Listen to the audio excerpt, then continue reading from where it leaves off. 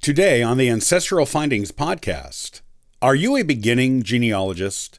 Be sure you don't waste your money on these 8 common things that often turn into money pits for newcomers to the hobby.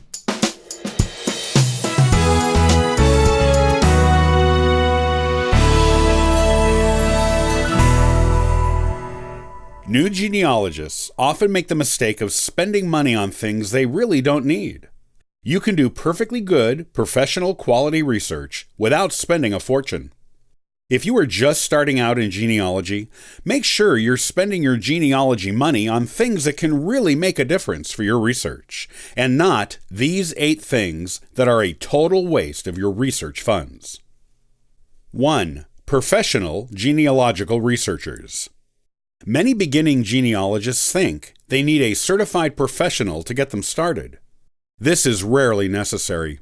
If you know even the tiniest bit about your family history, you can begin the search on your own.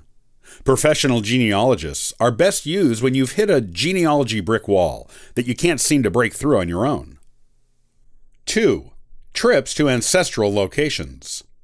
While you should definitely make these trips eventually in your research to see where your ancestors lived and get an idea of how they lived, you don't need to go there to find the most basic records on your ancestors when you're beginning. The vast majority of what you need to start can be found online. The records you can find on trips are more ephemeral in nature and are good for adding to the story, not starting it. 3. Subscriptions to every genealogical website. Most genealogical websites that charge a subscription fee also offer free trial periods. It is possible, and actually likely, that not every subscription site will be right for you. Instead of spending your money on a subscription up front, you should use the free trial periods to determine the subscriptions you really need. 4. Vital records that can be found online. Before you spend a lot of money sending away for vital records, make sure they're not already posted online.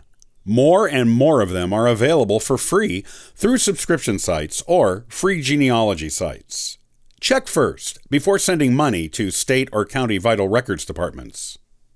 5. Joining every genealogical society.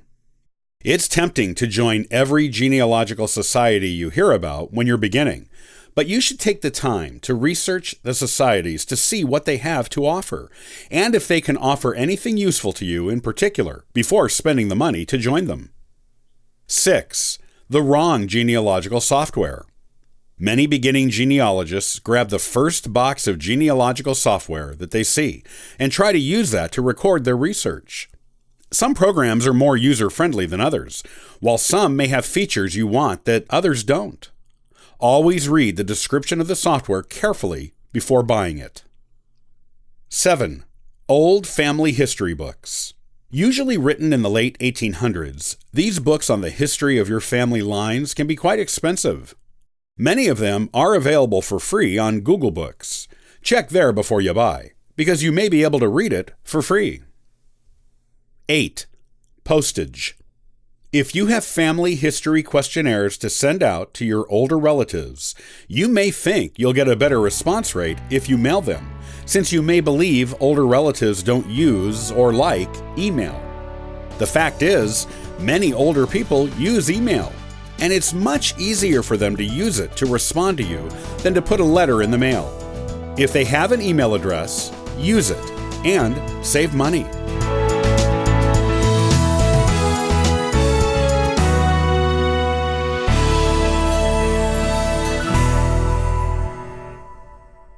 Have you ever considered donating your genealogical collection to a society? On the next episode of the Ancestral Findings podcast, I'll give you 3 reasons why you should, as well as how to choose the best one for your research and heirlooms. Be sure to check out ancestralfindings.com.